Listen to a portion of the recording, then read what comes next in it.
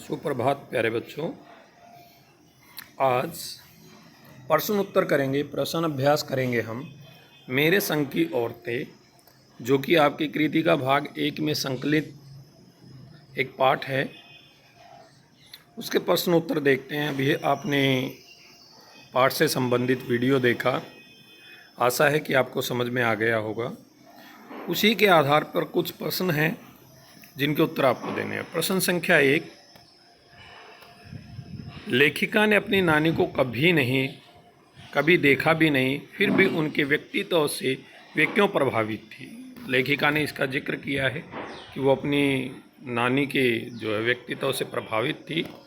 क्यों प्रभावित थी? लेखिका ने अपनी नानी के बारे में घर के अन्य लोगों से बहुत कुछ सुना था। लेखिका की नानी अपने पति के जीवन में किसी प्रकार का दखल नहीं देती थी, यानी कि वो किसी प्रकार का उनको रोक टोक नहीं करती थी। आपने पाठ में पढ़ा होगा।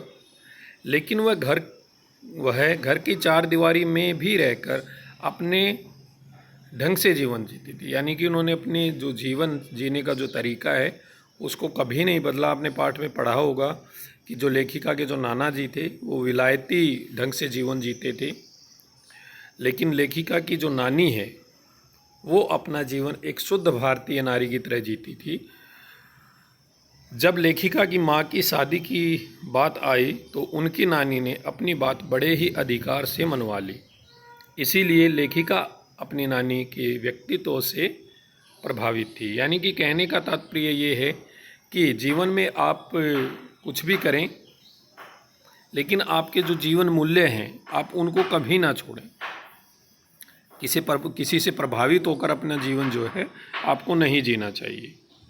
प्रश्न संख्या 2, लेखिका की नानी की आज़ादी के आंदोलन में किस प्रकार की भागीदारी रही? तो ये बहुत इम्पोर्टेंट क्वेश्चन है, इसको ध्यान से आप देखेंगे। लेखिका की नानी ने दामाद बनाने के लिए एक ऐसे व्यक्ति को ढूंढने की बात की जो आज़ादी का सिपाही हो, और अपनी बेटी का विवाह एक स्वतंत्रता सेनानी से किया। इस तरह से लेखिका की नानी परोक्ष रूप से, यानी कि जो दिखाई नहीं देती, प्रत्यक्ष होता है सामने, उसका विलोम होता है परोक्ष, जो दिखाई नहीं देता है लेकिन फिर भी उसका जो है अहम किरदार होता है, रूप से आज़ादी के आंदोलन में भागीदारी रही। वो प्रत्यक्ष रूप से उन्होंने आज़ादी की लड़ाई में भाग नहीं लिया, लेकिन अपनी सुकोमल पुत्री का जो विवाह एक स्वतंत्रता सेनानी से करके उन्होंने जो है आज़ादी के आंदोलन में अपनी भागीदारी दिखाई। लेखिका की माँ परंपरा का निर्वहन करते हुए भी सबके दिलों पर राज करती थी। इस कथन के आलोक में, यानी कि आपने पाठ में पढ़ा होगा, जो लेखिका की माँ है, जो उस समय का भारतीय समाज था कि जो बहू है वो घूंघट करके रहे, घर के सदस्यों के लिए खाना बनाए, एकदम से सारे काम समय से करे, बच्चों का भी ख्याल वही रखे। आप लोगों ने पढ़ा है इसमें। लेकिन वो इसके बिल्कुल विपरीत थी। उन्होंने कभी घर में खाना नहीं बनाया, बच्चों को खाना बनाकर नहीं खिलाया, लेकिन फिर भी वो सबके दिलों पर राज करती थी। क्यों? लेखिका की माँ की विशेषताएं लिखी, यानी कि उनकी व्यक्तित्व की विशेषताएं आपको लिखनी है।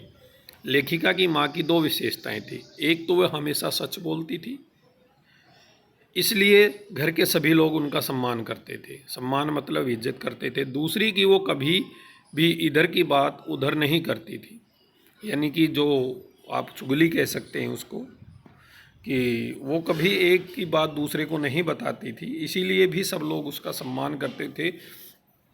इसलिए घर के बाहर के लोग भी उन पर पूरा भरोसा करते थे। अब ये देखिए, उस समय का जो भारतीय जो समाज है उसके ऊपर उन्होंने पूछा है। लेखिका की दादी के घर के माहौल का शब्द चित्र अंकित कीजिए। उत्तर, लेखिका की दादी के घर में कई लोग रहते थे, जैसा कि किसी भी संयुक्त परिवार में होता है। उस समय पे संयुक्त परिवार की प्रथा थी। आजकल तो एकल परिवार है, लेकिन हर व्यक्ति को अपने ढंग से जीने की पूरी छूट थी।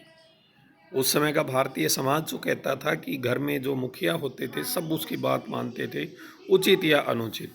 लेकिन लेखिका की दादी के घर में सभी लोग अपने ढंग से अपना जीवन जीते थे। जो आपने उसका देखा होगा, लेखिका के जीवन से देख लीजिए या उसकी माँ के जीवन से देख लीजिए, दादी थी उनके जीवन से देख लीजिए। जैसा कोई भी अपनी इच्छा दूसरे पर नहीं थोपता था। कोई ये नहीं कहता था कि आप मेरी ये इच्छा, आप ये काम करें। इस तरह से लेखिका की जो दादी थी उनके घर का जो माहौल था बहुत ही अच्छा था।